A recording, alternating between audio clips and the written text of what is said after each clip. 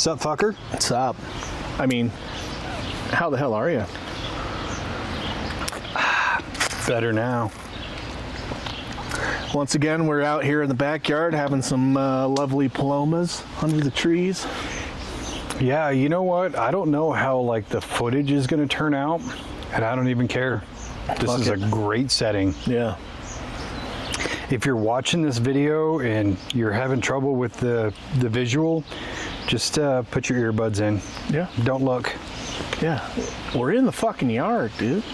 It's June. We're out enjoying nature. I mean, today is going to be under the canopy here of these two lovely trees, it's not so bad.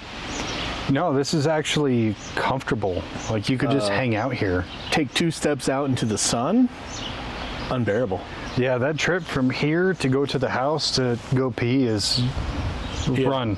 I had to piss, and then as soon as I got up to the top of the stairs, I didn't have to piss anymore. I sweated it out already. That 39 feet-ish? Yeah. I feel you. Yeah, I got there and it was just dribbling out like sludge. It was bad. I didn't drink some water. It was just a quick spurt and it was done. Yeah. It was like a misty old man stop and go pee. Yeah. Just drip. You feel like Tom Hanks from The Green Mile. You're just like, ah! Anyway, you want to talk about some Ouija? I do. Some Ouija board? The Ouija? Ouija? Ouija? I sent it to you yesterday and I was like, I spelt it Ouija. Ouija. Ouija. You know, if I don't stop and think about it, I still believe it's spelled with a Q. Yeah. But it's not. No. O-U-I-J-A? I think about it in French. Because oui, O-U-I, yes in French. Ja. Oh, that's a Ouija. beautiful segue into the origins of Ouija. Send it. So yeah, I mean, if you're not familiar, the Ouija board is a popular game sold by now Hasbro. And it's a spirit board, talking board. And some people say that the origins of the name was just made from the French yes board. Or the Oui. Yeah. And yeah. Like almost French and Mexican. Yeah. Yes. Yes. So yeah, that's part of the lore of the Ouija board. And even looking into it, so I grew up very religious, in a very religious household, and I still to this day have never fucked around with the Ouija board. I pronounce Ouija, so I'm going to say Ouija, even though it's spelled Ouija. I say Ouija, fuck it, I don't care. Yeah, I mean, if I'm wrong, I don't care. All the way up your own ass is where you can put it. Yeah. If you don't like it, I don't care. Put it in the comments because I'm not going to read them anyways. I read them. There's not a lot. It's mostly me commenting on. There's very few times is there somebody else commenting. Except for that one. That was on a TikTok. Oh yeah. Yeah. True. But yeah, I mean, I always thought of it as this kind of ancient practice of occultism and divination, which, I mean, there are aspects of it that kind of go back. So there was accounts of Greek people using it in 400 AD. In a sense, and it was kind of a circular board, and they had a pendulum, and they would ask questions, and then they would swing the pendulum, and then the pendulum would swing, and then, the circular board had the alphabet around it, and so it would swing, and then they would record the letters that it would point to, and then spell out what the answers were for the spirit, what the spirit was saying. And of course, it had to be interpreted by like a medium or like a mystic person who was conducting the ceremony. So they could be like, oh yeah, that one was just, it's every other stroke or every third swing. So of course it's them just making up bullshit. Well, I was going to say, when you said like medium or spiritual guide, my mind intuitively goes, read bullshit artist. Shyster. Not to say all of them are, just the large portion of them. Yeah. So yeah, that was in the like 400 AD era, where the first kind of accounts of doing this type of divination was recorded in history. So things like that were happening. Then another milestone was like 1100 AD in China. They were doing something called free writing or spirit guided writing, and they had a planchette. They would put a pencil in there and kind of like move the planchette around, asking questions, and the planchette would guide the pencil and spell out what the answers were. Again, going through a spiritual medium to kind of decipher what is being said and what is being told. That form of spiritual or free writing is still done today by psychic mediums and even just people in general. But that kind of transformed into, in India and Africa, there was forms of a board. Again, it was used, they were using either a planchette or a pendulum to kind of decipher what was being said, again through the use of a medium to decipher what's being said. So that was taking place all the way up until around 1850, sometime right after the Civil War happened in America. People started getting super into spiritualism and like conducting seances and stuff like that. Still using a medium to decipher what's being said. And it wasn't until 1850 or something like that they actually made what we know today as a Ouija board. Or a Ouija board. Ouija board is actually just the brand name. So, it was known as a spirit board or a talking board up until that point. And then the Ouija board was developed by these two guys. I think his name was Pond. Yeah. One of the guys' name was Pond, who actually made the first, what we know as a Ouija board. And then patented that board and started selling it in mass. And that's kind of where we have today, like the what we know as a Ouija board. And that kind of leads into where the Ouija board really entered the American zeitgeist, was in the 70s through the movie The Exorcist. The Exorcist. Where Reagan was playing with the Ouija board to try to summon a friend or whatever, and ended up basically summoning Satan, who took over her body. Mm-hmm. And that's where a big stigma comes with the Ouija board, is from that movie. Yeah. And as evidence, my parents and their respective siblings and friends, people of that age, all think of the Ouija board as this extremely demonic, evil entity, even though now it's just a piece of cardboard and a piece of plastic. Yeah. But they think of it as like the unholiest object you can ever think of in your entire life. Yeah.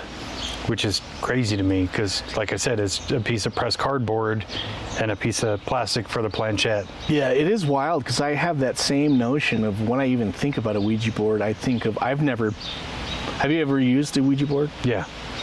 I never have, and I don't ever want to, because I do believe that it, like anything else that you deal with, and we've talked about it in all these things that we discuss, I do believe that there is a sense that you can open up negative channels of like energies, whether knowing or unknowing that you're doing so, and it's just something that I don't want to kind of dabble with. Which, I mean, looking into this whole thing,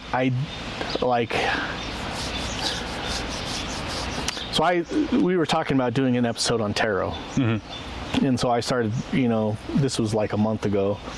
And so I was like researching tarot and its origins, and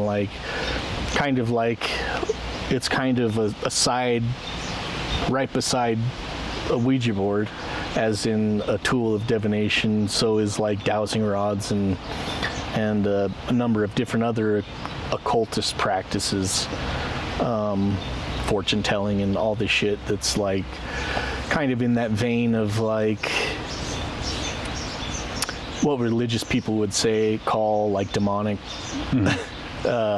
energy driving forces. And researching it, it seems like, I was questioning myself of like, have I just been fucking psyop to believe this whole narrative? But at the same time, I do believe that there are negative things that can influence you, and so I just don't want to even fucking.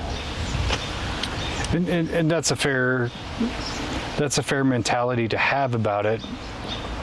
Mine is very similar but slightly different, where I don't believe the Ouija board and the planchette itself have any power. Right. Just the same as I don't believe that tarot cards don't have any power in and of themselves. I believe it's about the amount of power you give to those things, where you think about angel numbers, a series of repeating numbers, 111, 222, 333, so on and so forth.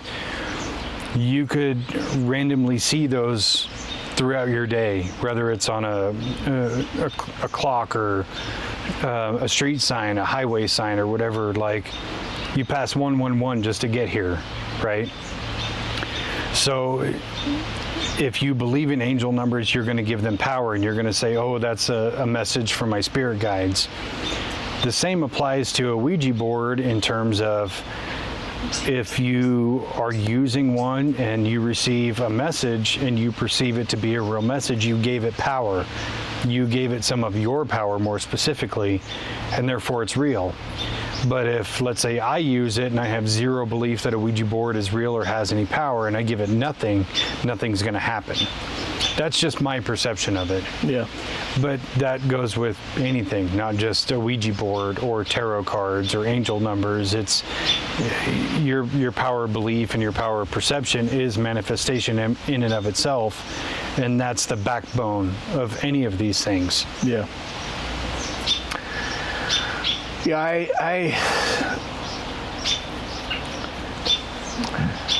I tend to hope that, but like my experience with just seeing some things that are not explainable in that type of way, and experiencing actual, like, the feeling of evil, I do believe that it's real, and that it's like something that can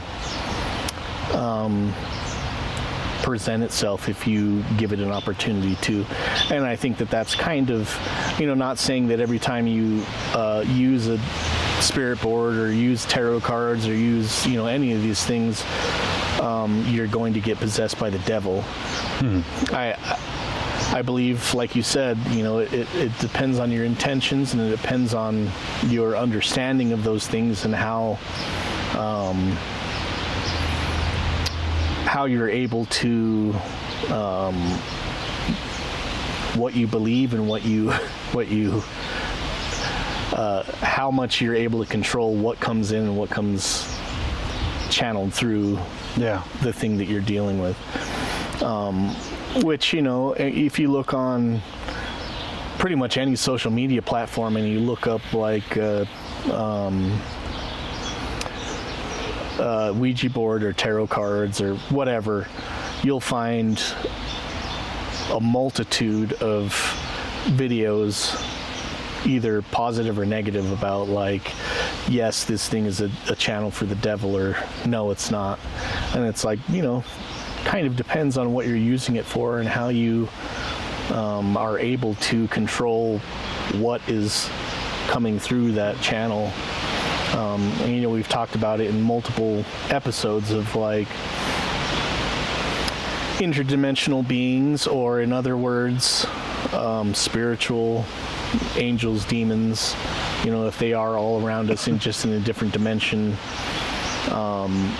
If you are able to use some kind of a tool like a spirit board or a Ouija board to open up, or even psychedelics, like, you're using these substances or tools to rearrange your brain function to be able to receive these transmissions from a source that your everyday waking life brain is not attuned to.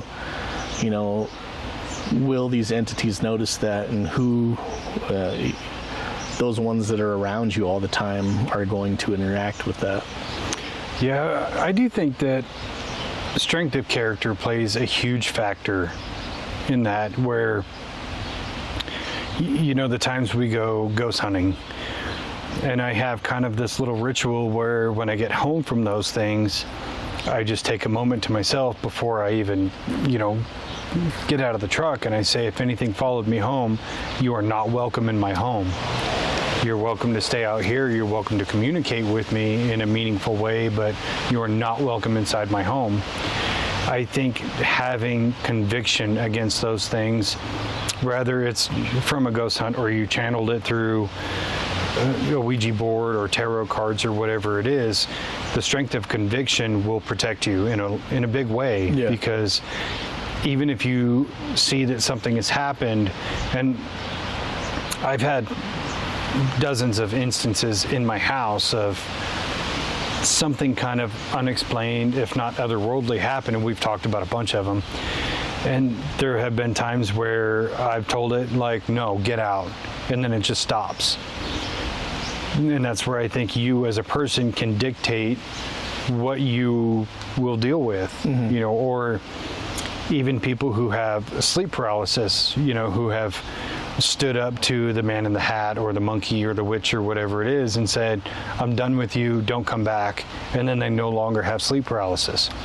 I really do think you and your strength as a person, your conviction to stand up to things means a lot. And then when you enter in things like psychedelics, where I've taken trips and I've seen demons and things like that, and I've actually talked to them, and most of the time they're not, in my experience, like these evil, demonic, like I want to hurt you entities. In fact, more often than not, they're almost parts of your subconscious. They're parts of you that you just don't deal with. Yeah. And just figuring out how to deal with that in a meaningful way. Yeah. So that's where I kind of don't give a lot of credence to the Ouija board as like an evil thing. Can it be a portal or a gateway or a tool of communication? Absolutely. In my experience, it never has been.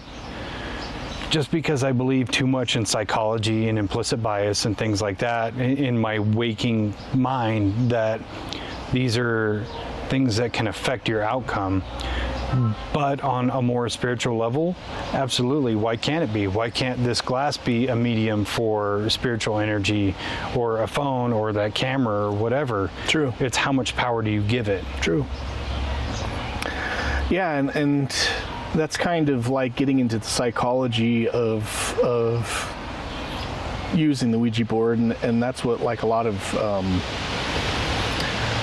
scientists that have, parapsychologists that have kind of studied the Ouija board have said, is that it's actually not, an outside entity affecting the planchette, which is the little heart-shaped thing that you move around, but it's actually your subconscious, or one of the people that is with you, their subconscious. There's a term for it. It's called idyllic movement or something like that. Idyllic movement that your subconscious is controlling, but you're not aware of. Just micro movements of like, you ask a question, you're focusing on the question, on something that like the answer that you think is going to happen, and so your subconscious is telling your muscles what to do, and it slightly moves the planchette in the direction of spelling out the word that you're thinking of, because you're focused on it, and not because you're physically trying to make it happen, but your subconscious is making it happen because you're focused on it. And so that's kind of the psychological explanation for why people do get answers, and it seems to be relevant because they are focusing on this, and they've actually done blind studies with Ouija boards where they have a group of people that are doing the Ouija board, and they start asking questions, and then they're getting all these answers that seem relevant to what they're talking about, and they take those same people, put earplugs in them, and put blinders on so they can't see the board and they can't hear the questions that are being asked, and then nothing happens because nobody hears the questions and can't see the board to make answers. And so, is it really just something that's coming from their subconscious? Possibly. See, and that's where we had it perfect, where you had half and I had half, where you say idyllic movement and I say implicit bias, because your idyllic movement is subconscious, but your implicit bias is what drives it, because if you're using a Ouija board, chances are you're out for a specific thing. You want to have a paranormal event of some kind. You want to communicate with the dead or talk to your deceased grandma. That's where your implicit bias is you're willing to discard logic and reason to get this certain outcome. But your idyllic movement is what's going to put it into place by moving the planchette to say exactly what you want it to say. Right. And that's where this, like you said, the psychology comes into play, where it can be manipulated.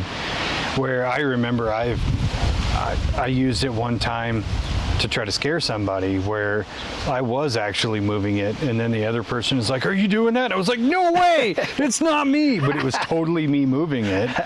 And so we get this. Whoever that was, if you're watching this, gotcha, fucker. Gotcha, fucker. I mean, yeah, he knows, because I finally had to tell him, like, dude, I faked the whole thing. It's okay, you can go to sleep. But yeah. So it can easily... Surprise, it was my 6-year-old kid. Get dunked on, nerd. Really, I just wanted you to stay up so I could sleep all day tomorrow. But no, I do think the psychological factors are 100% there, and it's hard to say, like, it could be anything else when you have these two major factors. Like, if you're getting in on a Ouija board and you want to talk to your dead Nana, you're going to go N-A-N-A, Yeah. But if you're just getting onto it just to get onto it and see what happens, you may have a totally different outcome, especially if you're using actual scientific method and using controls, and people who believe versus people who don't believe, or people who have been instructed to guide the planchette and things like that. And that's where I want to do some testing of our own and kind of play with it and see like how it can be manipulated versus how it can be disproven, kind of thing. And I've got that in mind. I'm still kind of working it out. But that's not to say it doesn't have the ability, you know, like I said, the same way this glass could or that camera could, if you give it the correct amount of power, or if I go by the Dr. Spence-Angelo theory of everybody has a certain amount of kind of paranormal energy, but certain places heighten it or take away from it. Does that play a big factor? And that's something that I also want to explore. Notice I said that's the Dr. Spence-Angelo theorem of energy. I did. I noticed that, and I appreciate the acknowledgement. No, yeah, totally. I totally agree with you. Like I said, like I came into researching about like these things, even like ghost hunting. It was something that I always thought about as something that I didn't want to do, because I thought that was just kind of something that was inviting, opening up a doorway. But really, it's like you said, it's, you know, how much power are you giving to these things, and how much your focus is intending for something to happen or something not to happen. Instead of just going in with an open mind, if something happens, looking at it logically, and then, you know, at the same time trying to protect yourself on, you know, a spiritual energy front. Mm-hmm. That, you know, I kind of want to do it too, like, but you know, it comes back to like, so if you look at the history of the Ouija board, when it first started being sold in the turn of the century, into the 20th century, it was sold and marketed as a kid's game, even all the way up until the release of The Exorcist. It was, you know, commercials on TV about, like, you know, kids using it. It was like a kids game, a party game. You get your friends together. Hey kids, you want to summon some demons? Yeah. And it wasn't even that. It was like, you want to talk to the spirits? Get this game and play.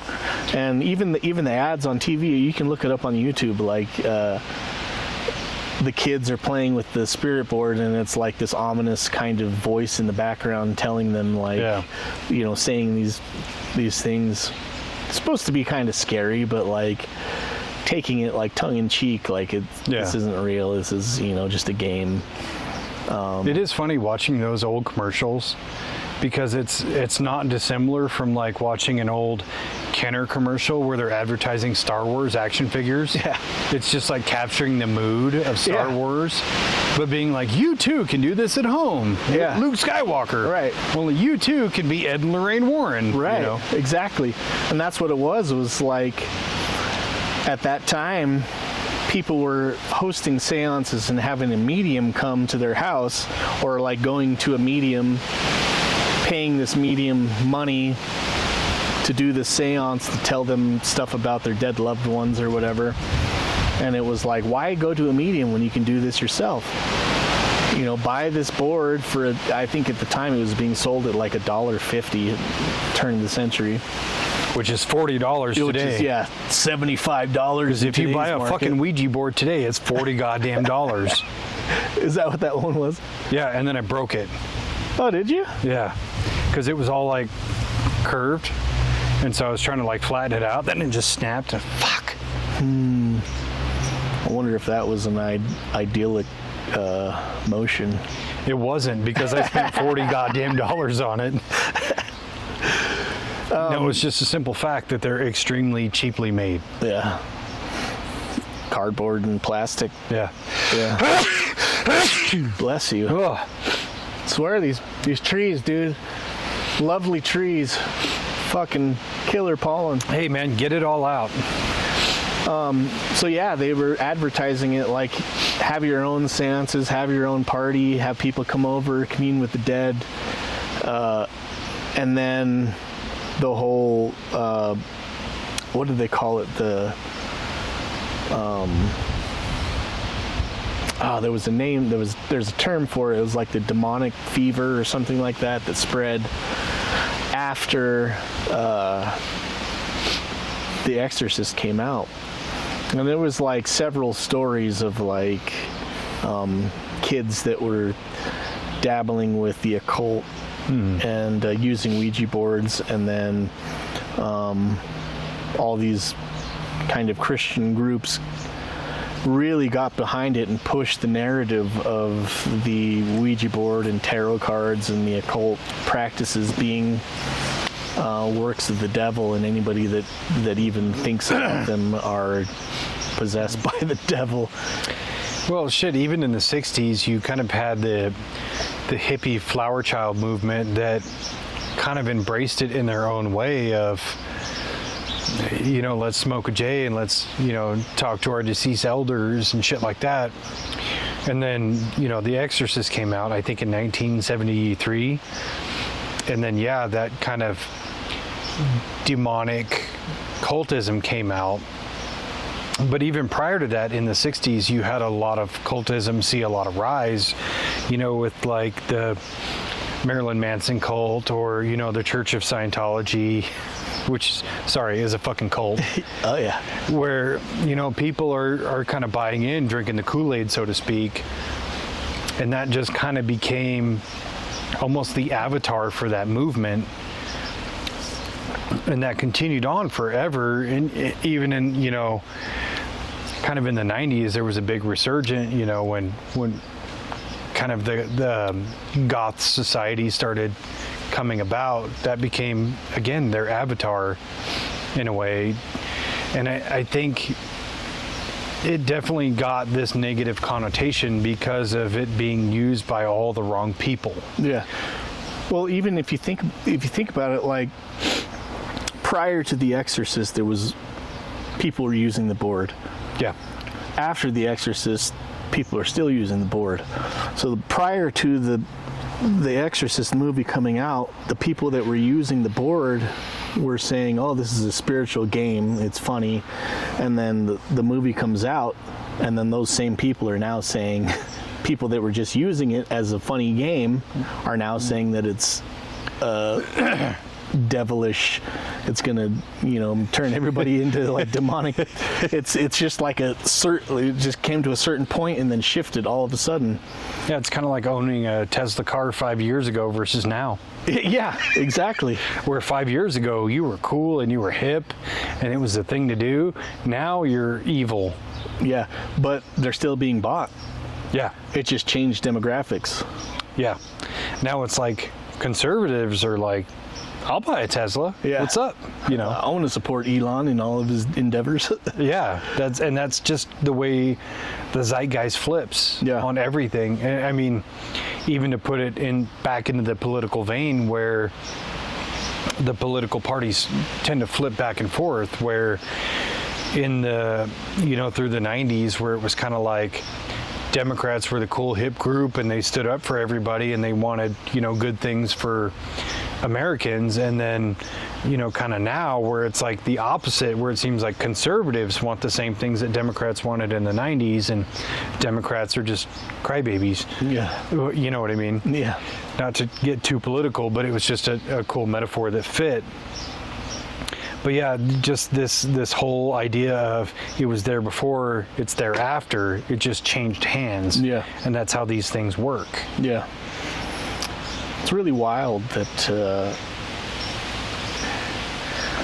think, looking into it, was like, you think that would be like, I guess that kind of like, even you put it in the terms of like music, all right, in like the early 90s when they came out with the parental advisory warning sticker on an album. And it was like supposed to deter people from wanting to get a certain album because it had like explicit lyrics or whatever. But it did the exact opposite of like, oh, this one has all the swearing and shit that I want to listen to. yeah, I'm going to buy this. Yeah, exactly. And so I kind of think that was, because that's what happened with the Ouija board. It was like they came out and said this thing was super bad, then all of a sudden sales went through the roof on the Ouija board. And so it was like almost did the exact opposite of what they were intending it, their message to do. Was like, or was that the goal? Maybe that was the demons that were driving the whole thing. Their goal was to get the Ouija board in the hands of more people so the demons can take control. I don't know, dude. Hear me out. You can imagine there's a control room on the moon, right? And there's all these lizard people going, fuck, what do we do? What do we do? And just like a 1950s movie where there's a newspaper and one guy runs in, Chief, I've got an idea. Shut up, Jimmy. He's like, wait, just hear me out. Holds up a Ouija board. And they're like, son of a bitch. It's just like that. Oh my gosh, I never thought of it. The lizard people were like, wait a second, I'm onto something. I think that... Did we just solve it? Doctor? Didn't even know there was one to solve on that one, but we got it. I think that it's weird that, like, we have to be able to decipher the problem before we can solve it, and we do it in every single episode almost. Yeah, like we did it in 90s movies, and there wasn't even a problem to solve. We solved it. But don't send us our fucking Rubik's Cube. I have no interest. No, yeah. There's cultural other people phenomenon that are interested only. in Rubik's Cubes. Yeah, cultural phenomena only. Yeah. So all this being said, and that is interesting, because even a person who I see as extremely logical, but having this incredible bandwidth to accept a lot of things, I find that really interesting that, you understand it from a logical perspective, but you still have trepidation. I think that's really cool. I have problems with it, so last night when I was going through all the videos and, kind of ingesting information of, anywhere I could get it from, whether it was shorts and like people's actual accounts of, their experiences with Ouija boards, whether it was good or whether it was bad. I was flip-flopping between like, oh yeah, I would do it, and then like, yeah, fuck no way. And then I usually when we're doing these things, I can kind of like almost take a side of like logic, exploration too. Yeah, and logic and exploration, and it's weird with this one. I just find myself, so I have to question, like, have I just been that psyop to believe that I'm going to get possessed by the devil himself? Well, it could be that, or it could be you're just willing to give it more power, versus I'm still on the opposite, where I'm not willing to give it power. True. And that makes us negated test subjects, or it makes us the perfect test subjects, because I'm not, like, if we're sitting there and you've got 4 fingers on the planchette and I have 4 fingers on it, I'm not going to move it at all. Not only am I not going to move it, I'm going to be almost biased to put more pressure on it to where it can't move. And you're going to be a lot less pressure, because you're going to just let it do its own thing. But I really think the ticket is to find people who are half and half. Yeah. Like, kind of half believe it and half don't. So I don't think that's a negative thing that you have trepidation about it. I think that's a very positive thing. But it also leads me to believe that you would have an actual result versus I would not. Because to me, the control in the scientific method is to just not do it. Just put the planchette there, and if it moves on its own, definitely fucking paranormal activity. True. But if I'm sitting there and nothing happens, that's just my own projection of it. True. We're going to have to test it at some point. I think so.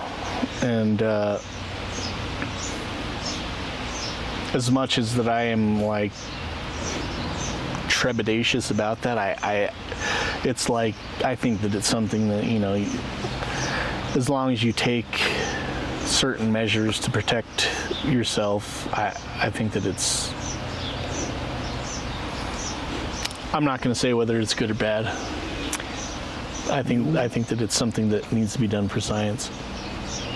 Well, again, with the good or bad, it kind of goes back to the way I was thinking about my psychedelic trips. Having seen demons and things, it was never a bad thing. It was different and it was unusual, but that didn't make it bad. Because in hindsight, those were actually things that you needed to see. Yeah, good things that I needed to deal with that at the time seemed hard. The same with doing push-ups. They're hard while you're doing it. When you're done doing it, you feel great. You got a positive outcome out of it. And I really think that's the ticket, is the mindset of it. That even if something paranormal or even demonic were to happen, does that necessarily make it a bad thing? Not necessarily. I think that it kind of leads your discovery in one way or another. Like I think that maybe the mindset has to be like you're going into discover something as opposed to like conjure something. You know yeah, what I mean? yeah. It's your intention says a lot. Yeah. Whereas if you're like, I want to say you tell the board I want to speak to an otherworldly entity, versus I want the devil to possess Joe over there because I hate that guy.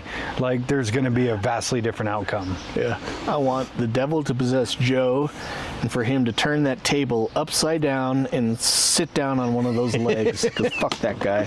Fuck that guy right in his pooper because he deserves it.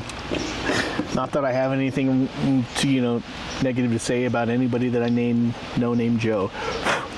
Joes are 50-50. Yeah. So I've got this weird thing that I've been thinking about way too much for way too long. Where people with certain names, there's a percentage of them that are shitty people and a percentage that are good people, right? So Dave or David is usually about half and half. About half the people named Dave or David or some variation of, half of them are good people, the other half they're kind of tools, right? People named Spencer, 90% good across the board. Rarely do you meet a Spencer who's an asshole. And you can put that with any name. And there's only a handful that I go 100% shitty people. I've never thought of that. It's a weird thing to think about. My mind is just retarded, I guess. No, I mean, like, usually. So, do you believe in the theory that names have power? Names give power? Yes, I do. Strangely. But again, it's just like all these other things. How much power do you give it? I mean. So if you name your daughter Brenda, you're giving her the power to be some fat chick when she grows up. Not that being fat is anything. There's nothing wrong with being fat. I don't give a fuck. But being named Brenda, go fuck yourself. No, I do believe that certain names do carry power. Until you're cognizant of it, you can't break free of it. If you don't know about it or understand it or try to change the paradigm of it, then you're going to fit into that demographic. Here's an example. Anybody named Chris or any variation of Chris, 100% you're probably an asshole. But if you're named Chris and oh shit, 100% of people named Chris are probably assholes, you're going to probably try to change your dynamic a little bit. To the rule. Exactly. So until you know about it, you just fit into the demographic. True. Once you know about it, you can break free of it. True. That's kind of why, like, when we were naming our kids, it was like very hard for me to. Shit, we had trouble naming our cats, let alone our kids. and maybe that's why they have such unusual names. But like, I was the firm believer that like names have meaning, like words have meaning, and I was at a time that I was like writing a lot of lyrics and stuff like that, and I wanted to find specific words that like very efficient words, where it's like you don't have to say a lot, you can say one thing and it means a lot. And so like, that's why my kids have their names that they have. If you look up their names, they actually mean a whole bunch of shit. Yeah. But it's like one word that means a whole bunch of shit. So in that vein, there are certain, even like the title of the board, the Ouija board, is, there's kind of debate about where that comes from. Like we talked about the French meaning yes, yes, or the yes board, the communication board. There's also a theory where the woman that was naming the board talks about where the name came from was they asked the board what it should be called, and so they're doing the Ouija board, and that's what it spelled out was Ouija. And so it was like they didn't know what that meant. It doesn't mean anything. At the same time, the lady that was doing it was wearing a locket of a picture, and there was an inscribed of the lady's name who had just passed away, Ouida, O-U-I-D-A, was the lady's name. So I mean, again, is that one of those subconscious things that she's thinking about? She's wearing a locket with this woman's picture on it that she knows that recently passed away. Is that subconsciously like she's naming the board kind of similar to that name, or? Yeah, and that kind of goes back to kind of that implicit bias, where that's kind of like very parallel between the naming and then the locket of, that's almost the first thing that came to mind. It's kind of like, if you were going to name your cat, but you're standing there eating cheese, you're going to go, oh, let's call him Cheese. But not just cheese, let's call him Queso. Queso. So, which cool name for a cat. If I ever get a cat, I'm going to name him Queso. There's a little cat that's one of Fish's homeboys that comes over. He's a little white and orange tabby, and the kids named him Queso. See? That was just divine intervention right there. Yeah. I didn't even know that. Yeah. See? Mysterious ways, I tell you, mysterious ways. They're pretty good at naming cats. Like, I came up with Kitty. That's the name of our female cat. Clever. Kitty. Like the band? We got him, and his name, so we adopted him, and his name was Sven, and they renamed him Fish. Super cool name for a cat. Fish! I dig it. Look, he knows his name is Fish. I dig it. I think pets with like odd names are way cooler than pets with human names. Yeah. Carl. Come here, Carl. Hey, Keith. Come here. What are you doing, Samuel? That's weird. Speaking of Keith and the name's Keith, 100% dickheads. I only know one person. I only know one person named Keith, and he's not that bad. I don't know him real well. Does he have like a touch of the Downs? Well, he's from Tooele, so... Okay, there you go. If the shoe fits, I'm just joking. Tooele peeps.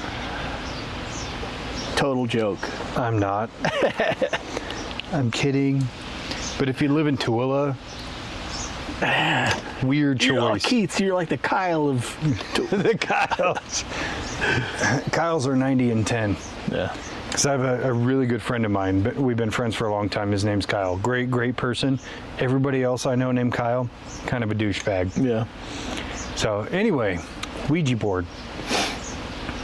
I think we should talk about good old Zozo. Speaking of giving names power, yes, should we say the name? Zozo?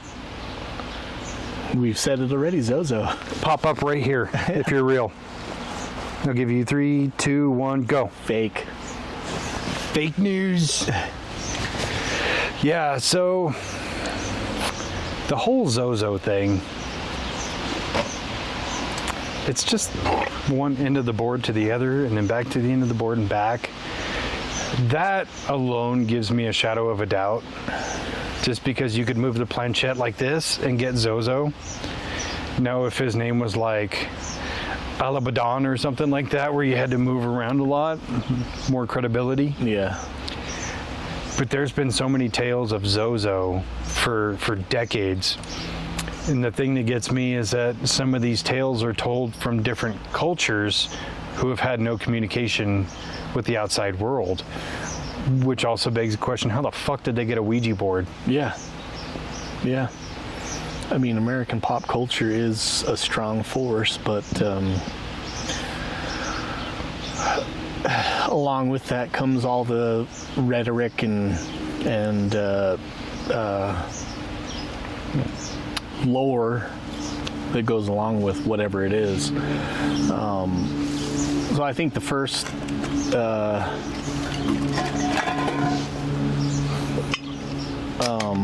telling of Zozo's deeds was from a guy, and it was really perpetuated on Ghost Adventures. And they, which again, down on fucking credibility. Yeah. And so it's like, it's an entertaining episode, but like with everything that Zach Bagans puts out, he's got a few different series that like I like watching the shit, but it's so corny. I'm possessed.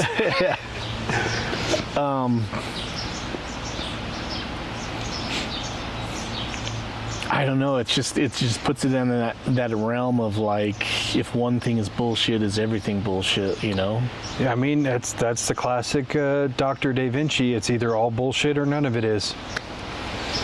See, we're just throwing our fucking theorems around like they're candy. Yeah, but then it's like, so if you take that same sentiment into like disclosure. So we all know that the government puts out 5% real shit and then fucking 95% bullshit, so that you think that all of it's bullshit. Yeah. And so it gets into the zeitgeist or the realm of like pop culture that these things exist, but it's all bullshit. So everybody believes that it's not real. When in reality, they're telling you the truth, but making you think that it's all fake. Yeah. So, whether Zach Bagans is doing that, I don't think so. I think most of his stuff is put out for entertainment purposes, but like, it's pretty entertaining. It's hard for me to, because I've thought about this before, where anything Zach Bagans has had his hands in is automatically polluted, right? Where we've been to the Benson Grist Mill twice and only had very, very minor phenomenon. Enough to be like noteworthy that we can talk about it, but not enough to be entertaining for a viewer. And I kind of wonder how much of that is because we've seen Zach Bagans' portrayal of that same place. Did it change our perception or our ability to give that place energy, that we were just destined to not capture anything because we already had a paradigm in our mind of, this guy went there, he said he saw this, he's full of shit, we're not going to see shit? Or, you know what I mean? Yeah. Do we just have like this intrinsic point of view because of that person that it watered down our perspective while we were there? Or is it that it watered down the perception of the people that might be viewing what we're doing into the sense of like, yeah, but that place is super haunted because Zach Bagans said it is, but we go there and it's like, no, it's not. Yeah. And both could be true at the same time. True. Like I said, it could be the realm of like, my personal belief or my personal theory is that more so people are haunted as opposed to places are haunted. So that, you know, Zach Bagans has been around all these different places and has opened himself up so much, so many different times, that it's kind of like he's a slut for fucking, you know, he's a whore for fucking entities to cross through and but also he's a whore in real life. Like, who the fuck cheats on Holly Madison? I don't know who that is. Do you remember the show The Girls Next Door? Oh yeah, The three. Oh, he was dating Holly Madison? Yeah. Really? Well, And he cheated on her. What a fucking read. Holly, I would take care of you, girl. Come on. Just saying.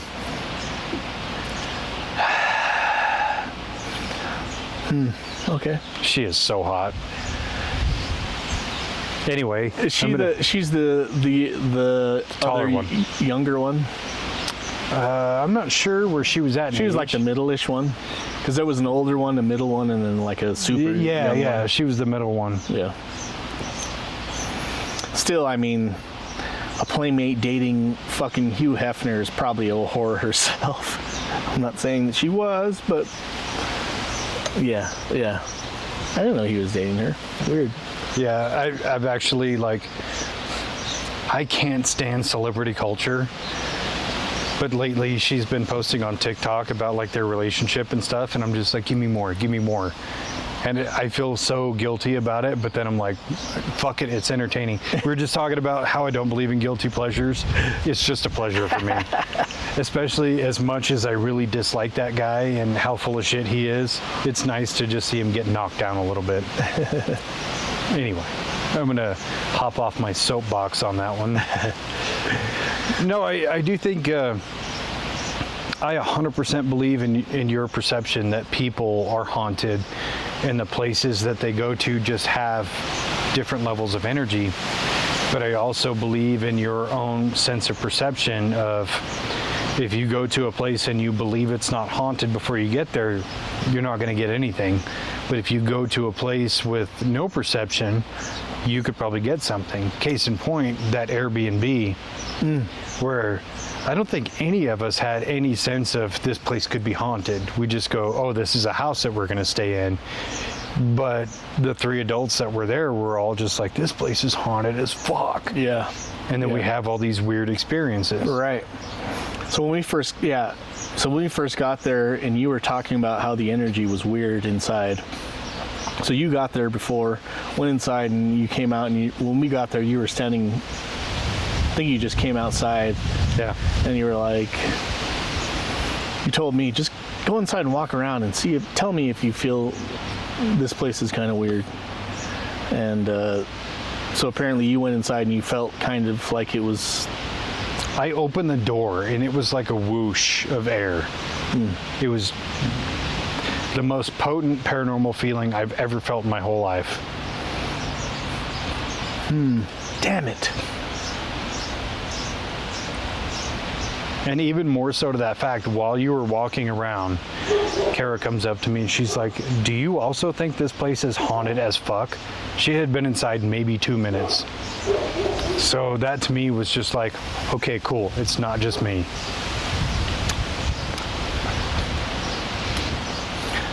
Saying damn it because like that kind of presents an opportunity to explore this whole Ouija board type situation. I was thinking that earlier. I wasn't ready to bring it up, and the conversation unfolded perfectly. Yeah.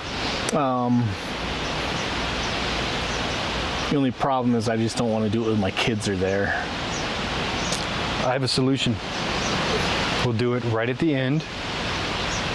We can have Kara and the kids leave in your guys' vehicle and meet us somewhere. We'll stay for 20, 30 minutes, run a few tests, leave the Ouija board there because it'll really freak out the next tenant. And then I'll just take you to where the meetup point is. I like that. I don't know though, because the energy and the vibe in that place, I don't even think we would need to touch the planchette. We could literally just leave it there, and while we're sleeping, it'll paranormal activity that shit itself.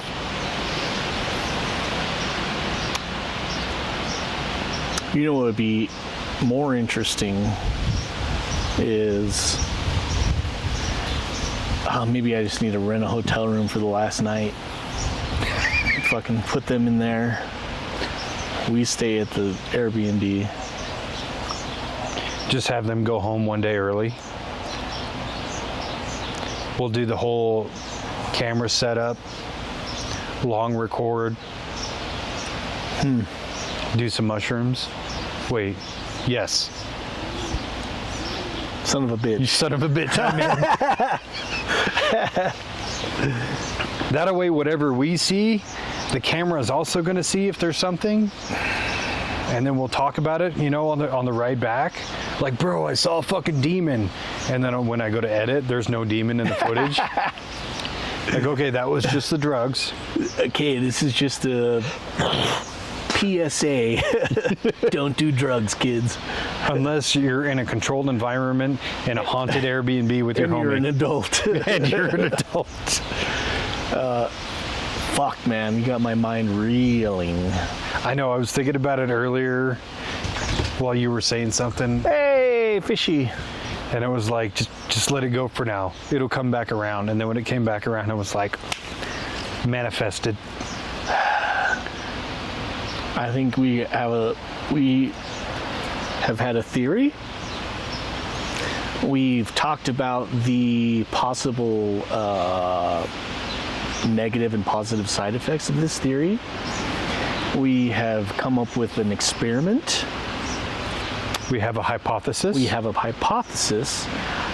Now we just have to execute the theory or the experiment and report on the outcome. On the findings. Yeah. You have no idea. I'm 1,000% in. Me too. I'm ready.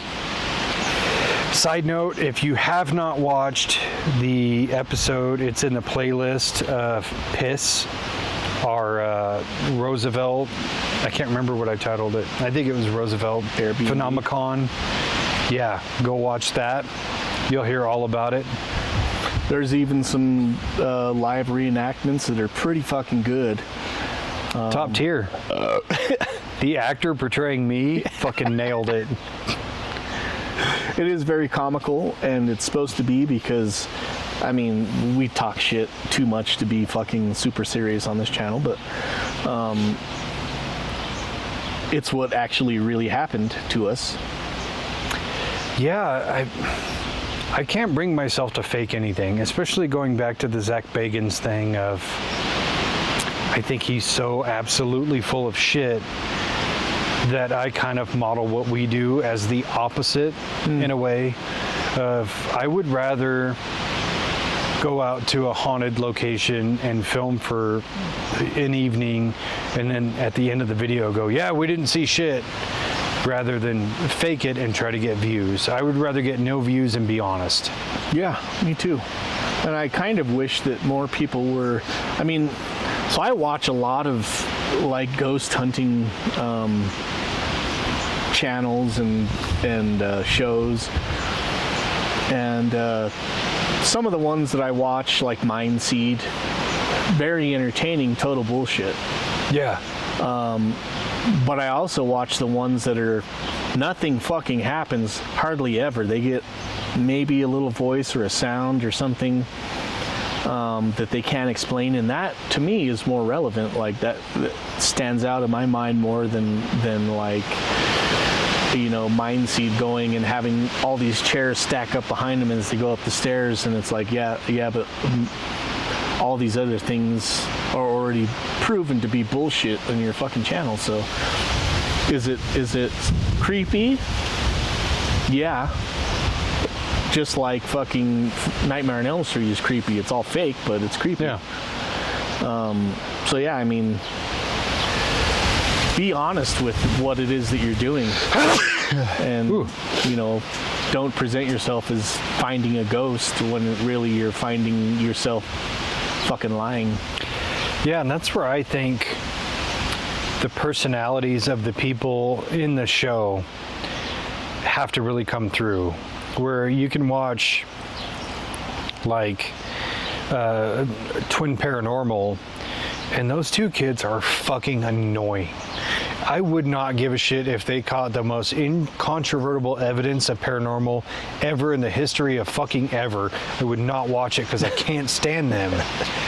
But if you got somebody like, let's say, the Side-Eye guy.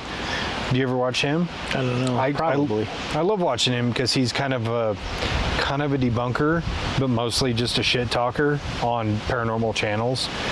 But he also does investigations himself. So if he caught something, I would be much more inclined to believe him, because he bashes on all these fakers, but then does it himself. And he's also one of those who goes like, yeah, nothing happened. But if he found something, I would just believe him, because he's more in line with how I am, you know. But yeah, ghost hunting channels are largely for entertainment only. Yeah. So if you're going to be for entertainment only and not have actual paranormal activity, at least be entertaining. Not just like, bro, did you see that? And nothing was over there. Yeah. Which is weird, because the first like paranormal show that I started watching was Taps. Taps, that was mine. And they hardly ever found anything like a voice that they couldn't explain. There was a few things that they said that they saw shit, and it was probably maybe 3 or 4 out of the 50 or 60 episodes that they put out. Yeah. They said they actually saw a shadow or like a apparition that they, you know, but they still went through the steps of like, you know, 2 people saw something, don't talk to me. You know, you go over there, I'm going to go over here. We're going to say separately what we saw. And so that's, to me, that's way more believable than... There's credibility in that. Yeah. I mean, they kind of sold out later on. Yeah. To me, it's easy to say because I wasn't in that position where you're kind of looking down the barrel of cancellation and you either have to fake it or take the cancellation. Me personally, I'd rather maintain credibility and lose the money.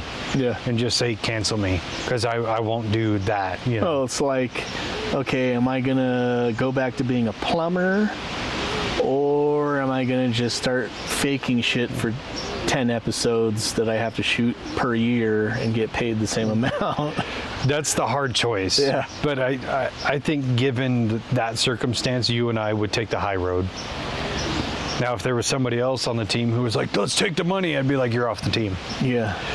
But yeah, and I think that's the kind of efficacy that needs to be put into testing the Ouija board. Of it needs to be a completely blind test of getting people in and saying, okay, there's going to be 4 of you, but debrief each person differently and ask them their belief system and their experience. And then testing those 4, but then turn around and do it with 4 other people, but rig the test, where I want 1 out of the 4 that I'm going to talk to separately and be like, fake the whole thing, just to see how the other 3 react to it, you know?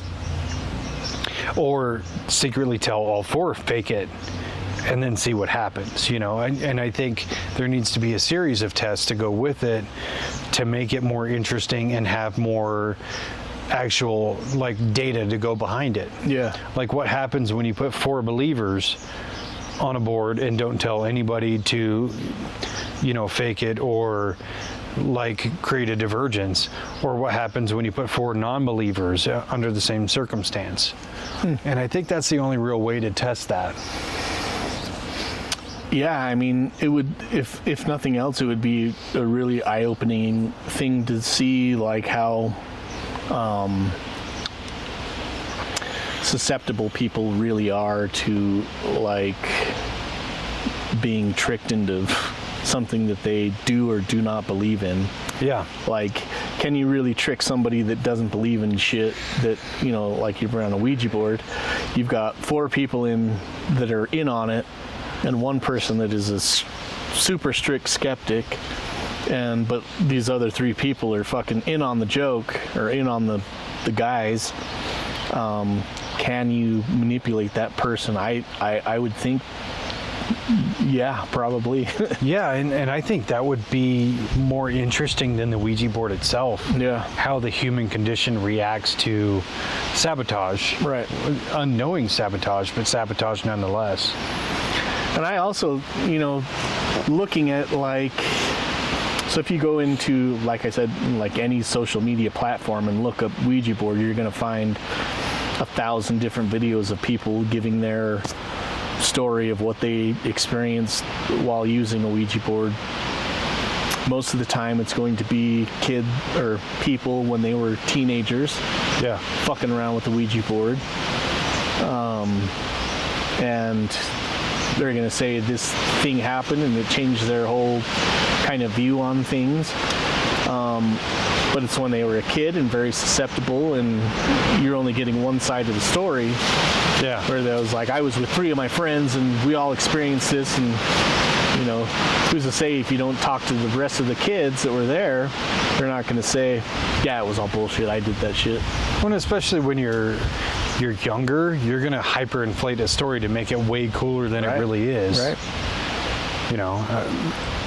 And that's where I think it's more important to get adults with actual kind of like, I'll say boundaries of intelligence. If somebody is hyper religious, their boundary is way further out than, let's say, mine, where I hate to say this because it makes the other one sound terrible, but I'm quite more logic based, where my boundary is much closer than theirs is, where it's way out here. And just seeing that like juxtaposition between the two would be really interesting. But having kids do it, it's always going to end up in some outlandish story that's just barely based in fact. Yeah. Now, I did want to go back to Zozo because I had a theory.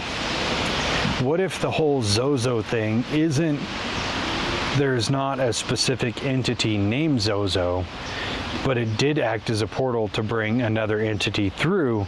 They just name it that because of the movement of the board. So that's kind of my way of saying the Zozo thing isn't absolutely not true, but it's not true either. It could be something completely different. I mean, just using a pseudonym just to give energy to whatever thing is there. I could see that, like, in reality, like if you're giving energy, if you think about it, like if you're giving energy to whatever it is, you're manifesting that, like whatever it is to take place. So if you're saying that it is Zozo, or like focusing on that this entity is Zozo and it's a demonic entity and negative energy or whatever, are you giving rise to the power of nothing and creating this thing called Zozo, and then like calling on it and then just feeding it more and more? Maybe, I don't know. Yeah, and that's where I kind of go back to the idea of how much power do you give it, where you're giving the Ouija board a part of your power to potentially open up some kind of portal or open up to another realm, and something comes through. But you're also kind of playing a tug of war with the planchette, and I'm coming over to Z, and then you pull back and we go to O, and then I'm taking it back and we go to Z, and you go to O, and then something happens, and that's just where we stopped. But subconsciously, like, it came over to Z, but you were trying to move it to the middle, you know what I mean? To where you're trying to gather other data, but it's just pulling, where the physical aspect makes sense, where you're literally just going back and forth, so you're getting only those letters, but still something is happening. So I don't necessarily say that the whole Zozo thing is bullshit. I just think the name is bullshit. It's too easy. It's kind of like the name Ouija itself. is basically all of the vowels except for E. And then if you change J to Y, it's the same thing, which in Latin languages, J and Y are synonymous with each other, but it's also synonymous with L. So it's kind of like, was it named after a locket, or were they just being lazy and left out one vowel and then changed one? Yeah. So you've used the Ouija board before. Are there certain rules that you're aware of that you're supposed to go by, or that you're supposed to kind of like do? All the things I've seen a bunch of different things that say that like they're the rules that you're supposed to go by, and I don't know if it comes with like a rule book inside the box or. The number one rule is you're supposed to start with hello and end with goodbye. And I've seen about 8 billion fucking videos of people dealing with paranormal hauntings that didn't say goodbye on the Ouija board. In fact, I saw one that I thought was pretty entertaining. I'm not convinced it was real, where a couple of kids are using one and they start with hello and go through the whole process and get this answer, and they get freaked out, and then they burn the Ouija board and some weird paranormal shit happens, and then they didn't say goodbye, so it followed them home. So they had to go back and find the burnt Ouija board and move the planchette to goodbye, and then it ended, which is a very neatly written movie, in my opinion. Yeah.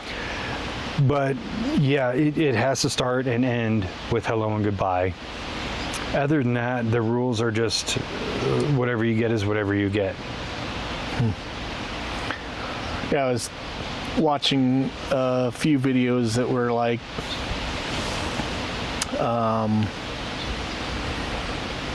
people who are practicing occultists that use like tarot cards and Ouija boards and stuff like that on a more regular basis than an average like person. But they were saying that like, yeah, when you first open up your session, you should say hello and then kind of go in a circular or a figure 8 motion, and it usually takes about 5 minutes to get into the flow of like almost where all the people that are involved are used to keeping their fingers on the board and trying not to move it, but all moving it kind of in concert at the same time, and getting a feel of like where their hands have to be, and then start asking your questions and ask very general questions to start out. Don't ask like dark or spiritual questions, because you'll start getting weird answers or whatever. But I don't know. Like I said, I've never done it, so. Well, even that is a problem, because I've been playing with ChatGPT a lot more lately, and even with creating the logos that I worked with, the phrasing and the wording that you use is exponentially more important than just typing, okay, add this or add this, right? So just in the experience I've gained with that has put into perspective the questions you ask a Ouija board need to be not only incredibly specific, but not determined by outcome. Like, if you were to say, what is your name versus what letter does your name start with, you're going to have two vastly different outcomes, right? Versus if you say, what is your name versus what is your name in English, you're going to get a totally different thing. Because if a demon's name is like Azazel, but just for example. Like Steve in English? But yeah, it's Steve in English. It's totally different. So you have to really think through what you're going to ask. And granted, the experience I've had with Ouija boards was literally just like a playful prank. I've never used one in a sincere, honest manner to try to reach out to anything. And not to say that I wouldn't, I still would, I just haven't yet. But just using my knowledge and experience from ChatGPT to translate into that has changed my own paradigm of what would I say or what would I ask. And I think that's important information to have, because if you ask a blanket question like, what is your name? And it could say like, it could have 9 vowels and 3 consonants in it, and you're going to try to pronounce it and go, I don't know what that is. Write it down and then try to look it up later, versus saying, what is your name in English, to where now you can communicate in your native language with whatever is coming across. And Interesting. Makes sense, though. The figure 8 thing is, you're absolutely right. It is, you are kind of building that muscle memory and moving in concert. But think about the infinity sign. It's infinity, infinite energy, infinite realms, infinite everything. So you're, in a sense, kind of opening that portal using that symbol. And the symbolism is very important, just like it is with everything else paranormal. Very interesting. We're going to doctor the shit out of this. I think so. Yeah, like I said, we just have to, now we just have to do the experiment. I think so. I think we should try it here soon, but not at anybody's house. Not that I'm worried about anything, but just in case. Yeah, just be safe.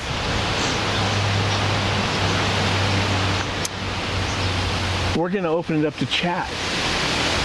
To chat. Where's a good place to do a Ouija board session?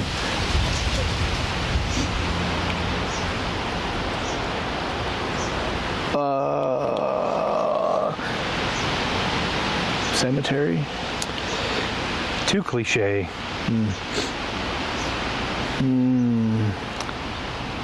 I think I got it. We're going to have to reach out to Timmy. We're going to have to find that house that he was living in. Ooh. Because if it's that fucking haunted, nobody's living there. True. I was going to bring that up to you the other day. Like, we should try to find that place. So yeah, it was, if you guys don't remember, if you don't know what we're talking about, look up the Timmy Schmackle episode. Schmackle? Old Schmackle. I think it's called Tales of the Paranormal and High Strangeness 2, I think. Look that up and listen to his stories. He has a lot of experience with stuff that he can't explain and that I can't explain. I wasn't there. And great stuff. Yeah. If only he had a Ouija board. I mean, I'm not going to say that he doesn't have a Ouija board, but I'm not going to say that he does. Maybe that's going to have to be one of the controls. We'll have to take everybody who's been on this show, who's had really strange paranormal occurrences, and just put them together on a Ouija board. Yeah. Fucking Stitch, Timmy, and fucking... what's her name? Jessica. Jess. Yeah. Put them together. Yeah. We'll have to throw in one more just so there's 4. Yeah. And we're just going to watch it, you know, remote from another house. Holy shit, there's an actual demon there. Guys, don't look now, but Anyway, Zozo is right behind you. he's got like a name tag that says, hello, my name is Zozo. No, yeah, Timmy, I was just maybe like a month ago, he was telling me that stuff's been happening to him. Episode 2. Yeah. I was like, fuck.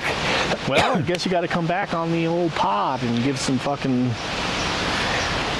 He's talking about his youngest is like talking to him about shit that he's seeing. God.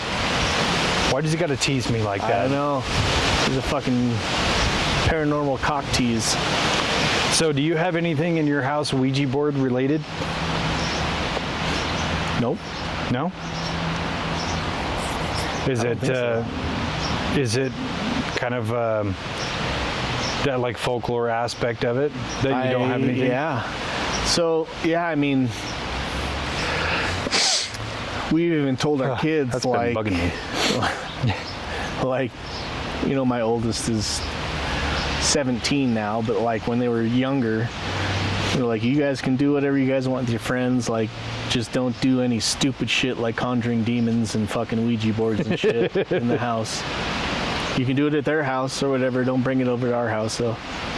And it was something that was ingrained in me like when I was little, and like I said, is that a psyop that was, you know, I don't know why they would do that though. Like, is it something that like they don't want you to have access to information, or is it they don't want you to? I just don't get it. That's an interesting question for me personally, because of everything that we've been talking about and delving into over the last 4 or 5 months with consciousness and astral projection and remote viewing and all these amazing deep topics that have really opened my mind and my perception on everything. Every time I see something about it, I see something about it that is contradictory of they don't want you to know this, or aliens are here and they're not what you think, you know, it just all this weird conflicting information that directly battles everything that we're learning and going into. And I do kind of, in a way, think it is one big psyop of keeping your mentality small, where, and I've said this many times before, of I don't think my life is as simple as I'm meant to go to work, pay bills, and fucking die, right? Where my consciousness and my spirituality is opening up in a very big, vast way. And now I'm seeing direct conflict into that of, you know, the opposition of simulation theory, or people can't actually astral project or whatever. And I kind of put it in that same vein of the whole idea of we're not supposed to play with Ouija boards is because they don't want us to conjure something. But going back to my own experience, where everything that I've seen and dealt with has not been this great negative or demonic evil thing. It's sure I have this perception of demons or whatever, but I've never felt that they were evil or malevolent. Or even the paranormal things that I've dealt with have never felt evil or malevolent. Yeah. And so I do kind of buy into the idea of a psyop of let's keep you stupid. Let's keep you from reaching a higher state of consciousness. Let's just keep you dumb going to work and paying bills. Right. Well, it's you're looking through it through the lens of like seeking esoteric or forbidden knowledge of these things that, you know, if you're really looking into them, go back all the way through human history of like certain technologies or certain knowledge that have been held by secret societies, say like the Masons and sacred geometry that was held by the Masons of, you know, 2,000-3,000 years ago. People that built the pyramids, they were the holders of the secret knowledge of sacred geometry, which really is just mathematics that, you know, they don't want everybody to understand the workings of the cosmos because they need people that are going to work, and they need 1 or 2 masters that are going to tell people what they need to do in that job to get the job done, but there's only one person that knows the whole scope of the job. Yeah. You know, that's not everybody needs to know. You know, the plumber doesn't need to know how the electricity works in the house necessarily. They just need to know how the plumbing works. So they have the contractor who's building the house, who knows all the ins and outs of all the shit that's going on, and just gives everybody their own task, and they have to focus on that. That's what it seems like to me, is like the esoteric and the forbidden knowledge of stuff that has been known about. Has just been, there's so many things that have been, labels that have been put on these things as like evil and demonic and against God, If you want to be a good God-fearing person, then you don't want to know how math works. Yeah. It's just mysterious because it's supposed to be mysterious. It's like, well, it's mysterious because I don't understand it. Yeah. And if you just tell me, then yeah, I mean, I want to go to the person that knows. I want to go to that foreman and say, hey, how does all this shit work together? Yeah, it's the ultimate compartmentalization. Yeah. You know, which ties into a lot of like the government stuff and their alien programs and all that. But the perfect like example of that is everything that we've gone through and talked about, you know, since we started doing this, where whether it's consciousness or remote viewing or demonic possession, ghost hunting, Appalachia, all of these things are tied together. They're under one big umbrella. We just can't see the umbrella because we only have X amount of pieces of it. Right. You know, and it's funny that you bring up geometry and ancient geometry, because I don't know about you, but the first thing I start seeing, like when I'm tripping, is geometric patterns. Mm-hmm. And it's the same with a lot of people who take psychedelics. The first thing you see, geometric patterns.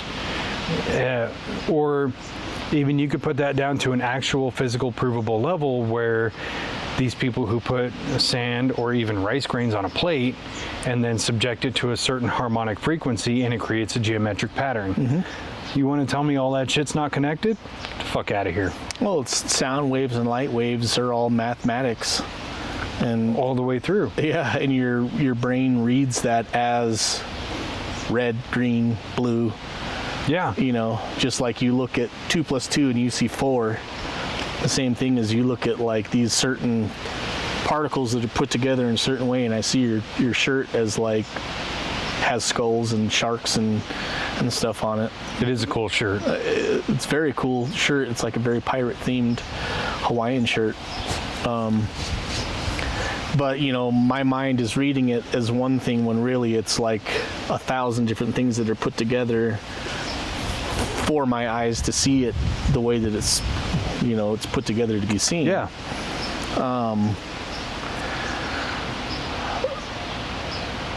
I think that it's just people that aren't really interested in looking at things in a way that is different from what they're programmed to believe that they are. And I think we're kind of going against that grain. And if you really think about it, in a society, you want people that are going to go along with the grain and not rebel against the grain, because you want people to follow the instructions. Yeah, and I kind of look at it from this perspective of, you know, we talked about people who look at psychedelics and go, oh, that rots your brain because I heard that rots your brain, or people who look at a Ouija board and go, that summons a devil or demons because they've been told it summons a devil or demons, versus people who are willing to challenge the status quo and talk about it and think about it and actually try it out for themselves to really get a bigger spectrum of data and understanding. And there are a lot of people who fit into that paradigm of, you've been told something, that's what it is. Don't challenge it. We want people who are yes men. And then there are people who are why men. You know what I mean? Mm-hmm. And I think because we're kind of more in that why men category, that we question more of these things and we learn more about it. And we get another little piece of that puzzle, you know, and the knowledge isn't, like you said, esoteric, it's just ungained. Mm-hmm. Because how many people have all the pieces of the puzzle? Probably none. Because once you have all the pieces, what the fuck are you still doing here? Yeah. You can leave. You're good. You did it. Yeah, you have all the pieces of the puzzle, you just build your own UFO and then take off to somewhere else, I guess. Or you just transition into another reality. Yeah, you just like transcend from a human to like a 5-dimensional being. You're like, shit, I finally crossed 200 episodes of the podcast. I'm done. I have all the knowledge. You're like Lucy. Oh, yeah. Use 100% of your brain. Yeah. Which is absolute You're like, horseshit. yeah, I just don't need this body anymore, so Do you know they're making a sequel to that? Really? Couldn't tell you why. I thought it had the perfect ending. Lucy, not so loose anymore. Not so loose anymore. Lucy the Revenge. So yeah, I mean, yeah, I think that maybe it is like a big psyop of like the people who are controlling the Illuminati, so to say, of the people that want to keep the masses, you know, going along with the grain, not to not to think for themselves or like have their own ideas. And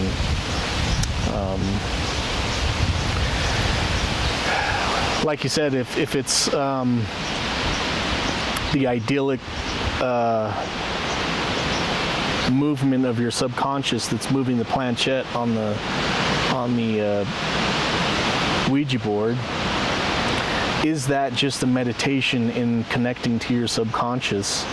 And are they trying to hold that from people opening that side of them, you know, and saying that you don't do it because it's demons that are controlling you now? Maybe. I don't know, because so I 100% believe in the idyllic movement and the implicit bias. And case in point, I remember when I was in the 8th grade, my first time. That sounds so bad. But I remember a teacher explaining to us how you can have micro movements in your body that are subconscious. And to prove it, she had created all these strings and tied a washer to the end, and we were supposed to hold them up with 2 fingers. And we were supposed to concentrate on holding it still, and it would hold still. Easy enough. And then she had us all close our eyes and picture that washer moving like a pendulum, left and right. And you do it, you close your eyes and you just think about it, and when you open your eyes, that fucker's just moving along.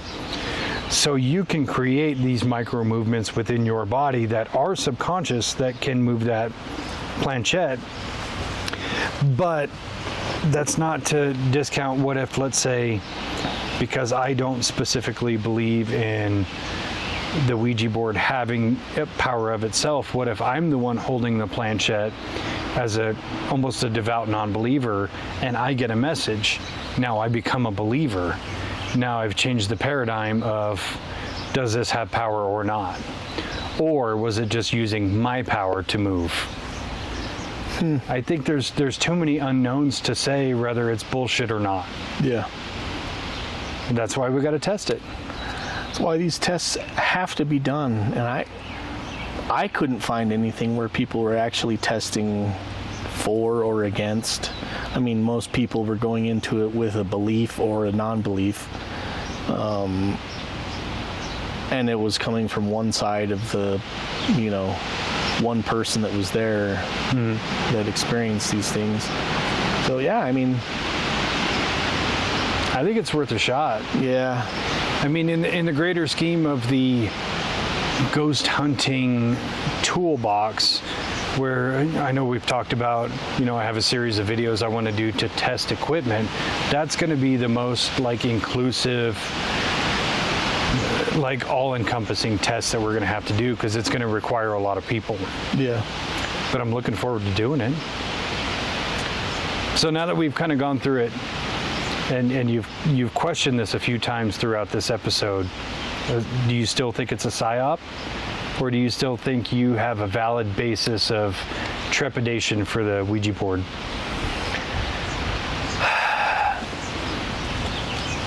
I have to stand firm in saying that I do believe that there are things that are around us at all times that are can influence negative or positive things, but I think I'm more willing to try to test those waters. Great answer. The fact that you're willing to delve into it and let go of your trepidation, that says more about you than it does against you. I mean, you're willing to try it, you're willing to step into it, but you're also a strong person. I know you're willing to own your own power within it. Yeah. If that makes sense. Yeah. Yeah. I'm still kind of largely on the idea that it's mostly bullshit. Yeah. Guess we'll find out. I'm not going to move it. I'm not going to move it. Yeah, fuck it. Unless I'm part of the control group that's supposed to move it. Yeah. Which... Unless we're doing a psyop on fucking Stitch and Schmackle and... I don't want to try it against those two. Because I want to see what they naturally have. Scott, on the other hand, I'll fuck with him all day. Yeah. Yeah. Or even Yeg. Staunch. Quit fucking moving it. You're fucking moving it. And I take my hands off. And it's still... But it's just you under the table with a magnet. Yeah. So I think one more thing we should talk about before we end off on Ouija boards is the pop culture influence Ouija boards have. The whole Ouija board mural has kind of become like an avatar for paranormal things. So much so that you've seen it. My keyboard pad is a Ouija board. Yeah. Which was kind of by design. So if I'm ever, doing stuff on my mouse, maybe I'll summon a demon. I even, I have a jewelry box, and I know how gay that sounds. I don't care. But I 3D printed it, and it's of a Ouija board.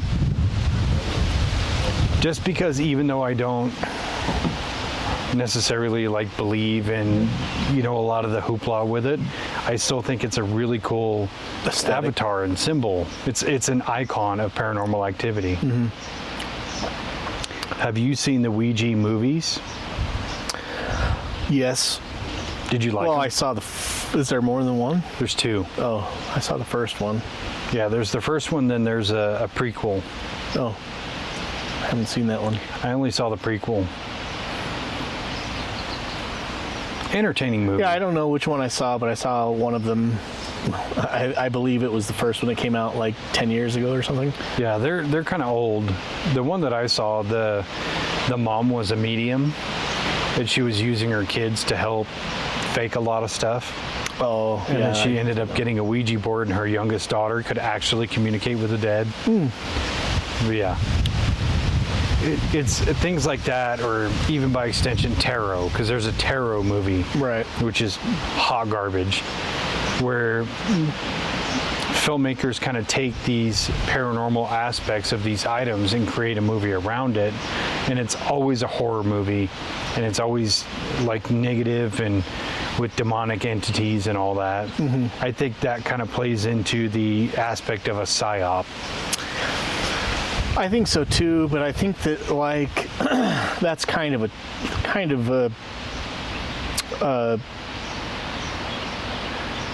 a tactic that they've used in movies, especially horror movies, for a long time.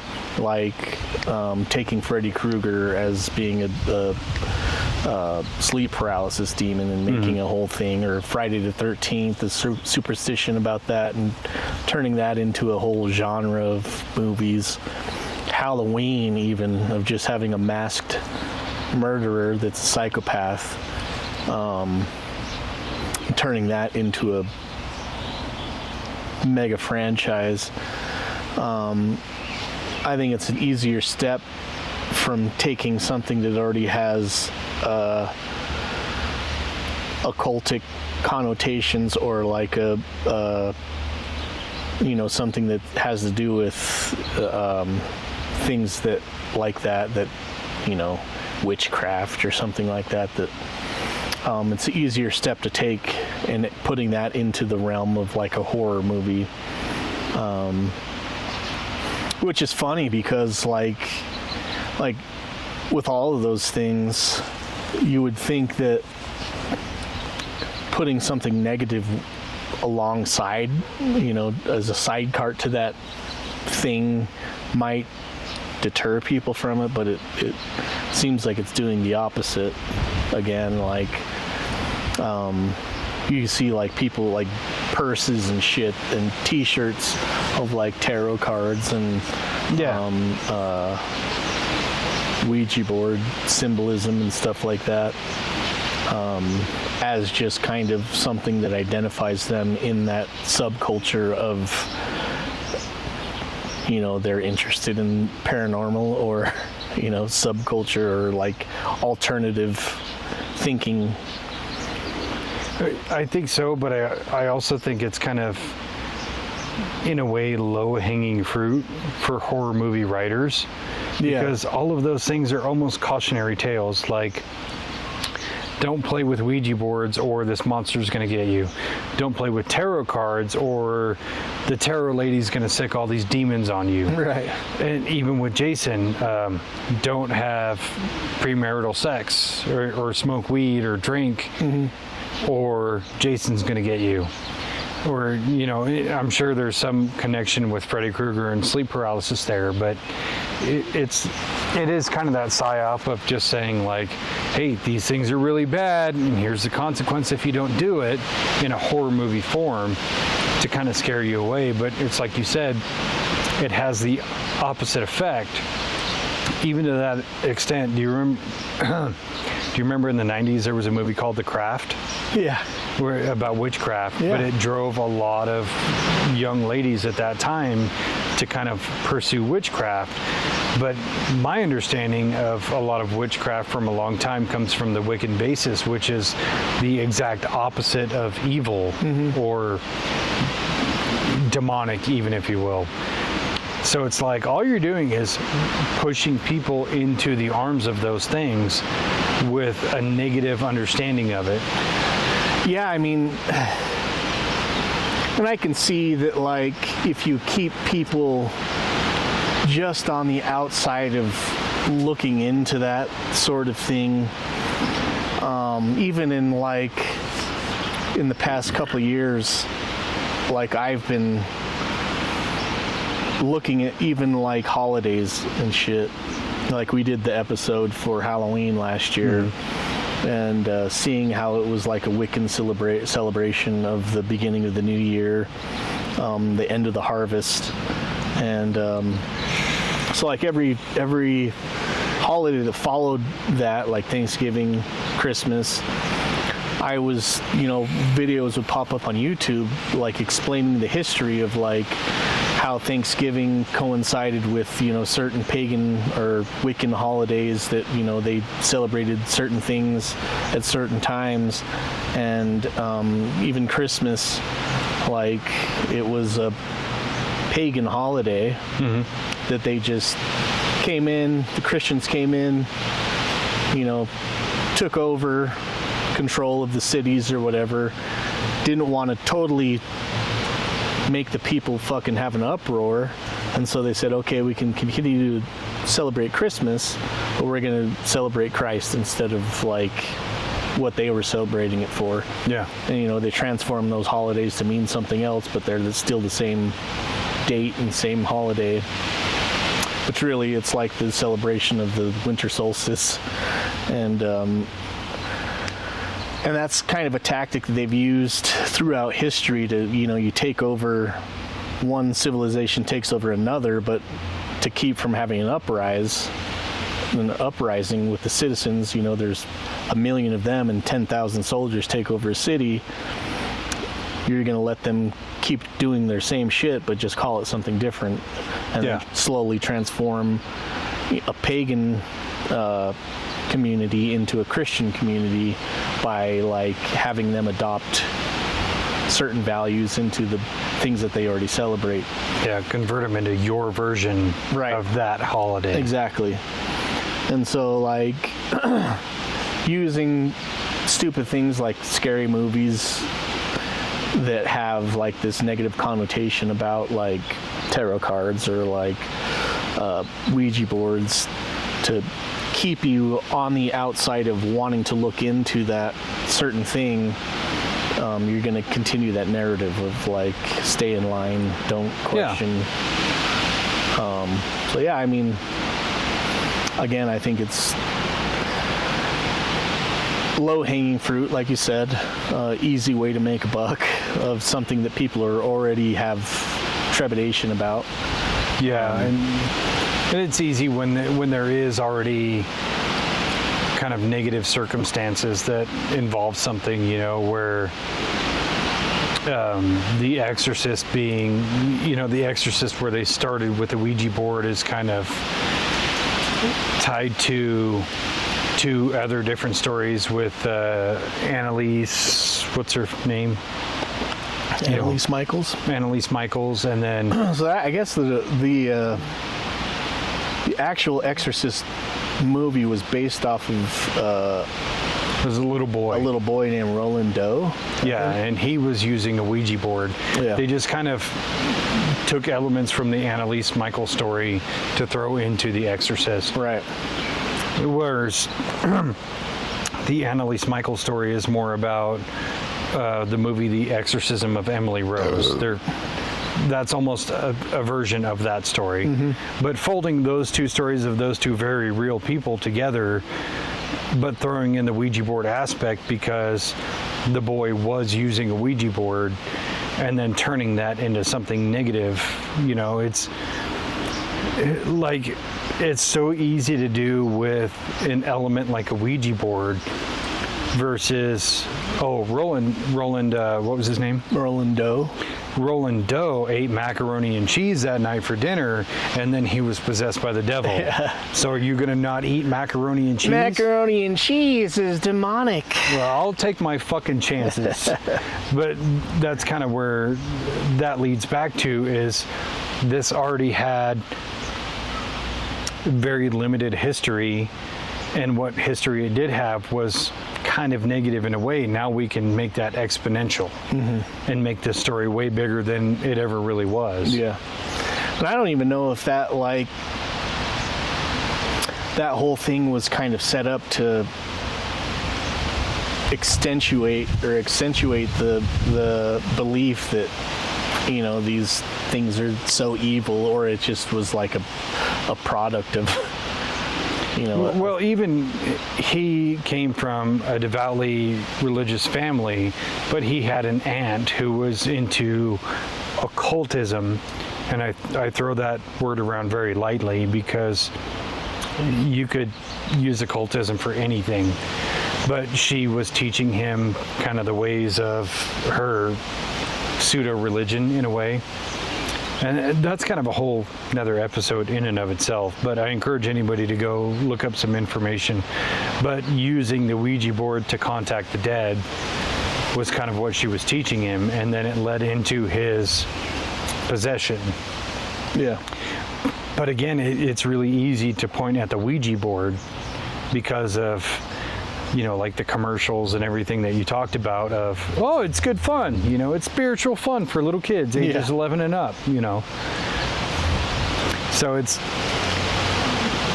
is very low hanging fruit to go after that, instead of saying like, well, his family was devoutly religious. Maybe that was the conduit for which he was possessed. Yeah. And I wonder if the people who made that movie had any kind of ties with Ouija boards in general, like they bought stock in Ouija and then fucking made this. I fucking would have. Yeah. Like if I was gonna make the tarot movie, because in the little bit of research I did on tarot, like there's a bunch of companies making cards. Yeah. Tons and tons.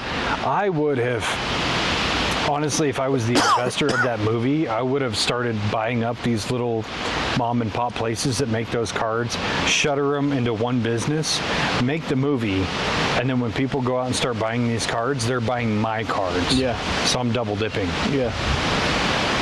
Which is funny with the Ouija board situation, is now you have like you bought a Beetlejuice Ouija board, right? Yeah. So they have like different like variations of the Ouija board. It's all the same brand. They're just putting in a context that people are already fans of, and then they've become. I'm sure they have a Marvel fucking version of the Ouija board. Yeah, dude, they're like Happy Meal toys now. Yeah. They're just the flavor of the week version. Yeah. That's all that is. Which in hindsight, I really wish I didn't spend $40 on. I should have spent $40 on a wooden one that was more classic. Yeah, and you can go to Etsy and get one that's actually possessed by Zozo. Your money back guarantee. Price of $45. It'd be worth it. It wouldn't break. Yeah. And you'd get some good content, I guess. I mean, within the realm of the ghost hunting thing that we do, where I lean toward the scientific measurement, you know, the EMF, the thermal, all that stuff, that's my bread and butter. Mm-hmm. But it's the other stuff that is the exploration, right? Because I don't know if I've actually said it on here, I don't explicitly believe that there are ghosts, but it's the pursuit of belief or non-belief and proving one side or the other. That's what's exciting to me. That's why I do it. So the things that are outlandish or have very little scientific basis, those are what are interesting to me because I can't prove it. I don't know if I hold the cases you haven't tried to prove it before, so it's like the pursuit of like proving or disproving. That's the good stuff right there. And again, it's not going out there and faking it. It's we're using actual measurement against folklore. Let's put them together. Let's see what we get. Yeah, and to me, I'm on the exact opposite side of where you're coming from when we're trying to meet in the middle of like, I've seen some things that I can't explain and to me seem like there's 100% paranormal shit the way that I remember it. Not saying that it's, in my mind it's true, but I'm not trying to tell you that it's true or not. Right. I believe that it was true, and that's all that matters to me. But like, if we were able to go and see something and document it and like find out, there's no way that I can say that it's true or not. There's no way that you can say that, you know, this happened or this didn't happen. Then we have something to say, hey, this happened and it is paranormal because it's outside the normal of like, it's to the side of normal. Right. And that's what paranormal really means. And even I've had experiences that I can't explain, but that doesn't mean they're unexplainable. And that doesn't mean it's an entity as a trapped soul from somebody who died. You know, it's trying to understand what is it. Yeah. When I say I don't necessarily believe in ghosts, that doesn't mean ghosts aren't real. That just means I don't believe that everything paranormal is a ghost. Right. You know, we look at all these things that we're talking about, like interdimensional beings and stuff like that. Is it something that is outside the capability of our spectrum interacting with something that's in our spectrum, and we notice that happening, and then we're like, that was paranormal, that's a ghost, or that's a machine elf, or whatever you want to call it. Yeah. That's what we're trying to find out. That's the pursuit. That's the fun stuff right there, you know. And the more time has gone and the more I have put thought into Ouija boards, especially going from a very early episode where I talked to T and Sissy and I devoutly said Ouija boards are absolute bullshit, my perception has changed over time, where I don't see the Ouija board itself as having power, but I could see it as a conduit for power. Is it my power? Is it your power? Is it something else's power? I don't know. That's the question that needs to be answered. Yeah. How's your trepidation level? How's your psyop level? Are you coming down a little bit? It's coming down, dude. Oh. Like yours is coming up, I'm coming down. We're gonna fucking... We're meeting right in the middle, dude. We're gonna get there. We're gonna have it out. It's dope. I'm getting to the point where I might be a little excited to fucking try to conjure up Zozo. I could do it right now. I just... Oh shit, he's here. Or is it O's? Maybe we had it backwards. Well, to be fair, there's different iterations of what Zozo is called. It's either Zozo, Zaza, Mama. I guess the letters... That's just what the internet says. And if it says it on the internet... It has to be true. It's true. It's true. That's how we became doctors. I mean, That's not how we became doctors. Well. We just said one day we were doctors. Yeah. And it works. And then we proved it every fucking episode that we're doctors. True. Doctor. Doctor. See? I mean, if I call you a doctor and you call me a doctor, are we not doctors? You know, it's kind of like I've said before. If you have a dream and it feels very real, was it real? Speaking of the things that are on the internet that are true, I mean, if there's an AI bot that's telling us that we are doctors, is AI lying? Nope. AI is not wrong. Nope. They have unlimited, unfettered access to everything AI else. is not wrong. Just ask Scott. Just ask Scott. Just ask Yeg. Because they'll use it to try to win any political debate. AI is biased. We know it is. Yeah. Depending on which engine. Yeah. Is there any like super conservative AI? No. There can't be, because I think it was Gemini that was very leftist, like killing 100 people is better than misgendering Caitlyn Jenner. And then ChatGPT is owned by OpenAI, which is owned by Elon Musk, who is very like in the middle, truth over everything. So I don't think there is a conservative AI. We should make one. We should make one. And it's just, there's no other voices. It's just Trump. It's just Fake news. fucking what's his name? That Jewish guy. Fucking Ben Shapiro. Hey, man. I've never seen Ben Shapiro actually lose a debate. Not in any of the Ben Shapiro clips that I've watched.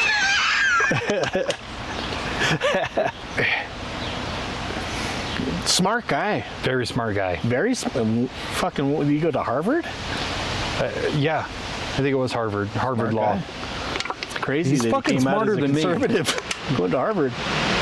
It's almost like he knows something. Weird. Crazy. Weird. I'm going to try not to go on a rant, so we should end it there. So yeah, Ouija board testing coming soon to a YouTube near you. Yeah. It's going to be fun. I'm looking forward to We it. got to find the place. Let's just like go to a rec center, because if we leave a rec center haunted, who gives a fuck? So the question is, are you more likely to get proof with from a place that is supposedly haunted, or a place that is like super, just like go to the park and fucking do it? I think that's where the variation of testing has to occur. So every set of tests you do, you have to do it in 2 different locations and compare notes.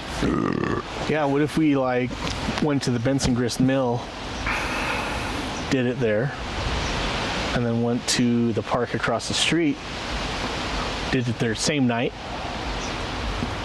Same people, same people, same structure. same questions? I dig it. I think that's Control. what we're going to have to do. Yeah. Do it in the mill at night and then go right over to the park with all the exact same parameters. Interesting. We're going to do it. Yeah, what if we get I mean, shit. So many variables to hope for. To hope for, yes. It's going to take some planning. But as long as we're scientific about it and actually follow the method and use the correct controls, I think we're either going to prove or disprove something. Yeah. I'm predicting another fucking boring paranormal video coming up. Well, we already have one in the pipe, so there's that. That was fun, though. It was fun. It was fun. What did your boy think about that? He had fun. Yeah. Mainly because he had never done anything like it, but I think it was a good introduction for him. To me, it wasn't as fun as going to like to the mill, where you have kind of a variable site versus you just have this one small area and a couple of offshoots. I think any fear or trepidation that was experienced was based more on being outdoors in the middle of fucking nowhere, where there could be, coyotes or whatever. Right. I think that was definitely more of a fear than anything else. Yeah. But yeah, he had a good time. Yeah, I thought it was super fun, and same thing. I was kind of more thinking about what was out in the wild than what was any ghosts that were around. I didn't have any kind of fucking weird feelings or anything.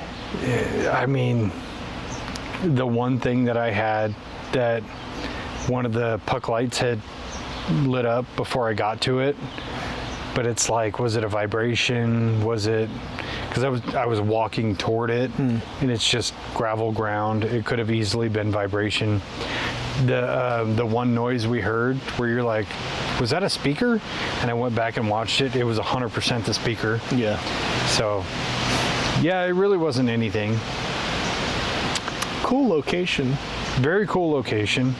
Not shit happened there. Not shit. But that's for a video. I mean, some chick got fucking plowed. Got her fucking canoe plowed out in the parking lot. Yeah. So some shit did happen after a couple twisted teas. I forgot about that till now. Do you want to drive around in my car and listen to Nickelback? Although I will say the one weird thing that I still can't explain was the one picture of the angel. Did you? I have it. I'll show it to you. Oh, but yeah, that's it. Other than that, maybe we should have had a Ouija board. That's what I was saying. Maybe we go to a cemetery and do some Ouija. Ouija? Ooh, I like that. Ouija. Do some Ouija while I have a croissant. You want espresso? Espresso with your Ouija? Ouija? Croissant? Croissant? It's not a jackhammer, it's a jackhammer. Sorry, I had to do it. Anyway, I think we covered it. I think so. All right, let's wrap it up. Yeah, stay tuned for some paranormal testing. We'll see. We'll see. Okay, love you. Bye-bye. Bye.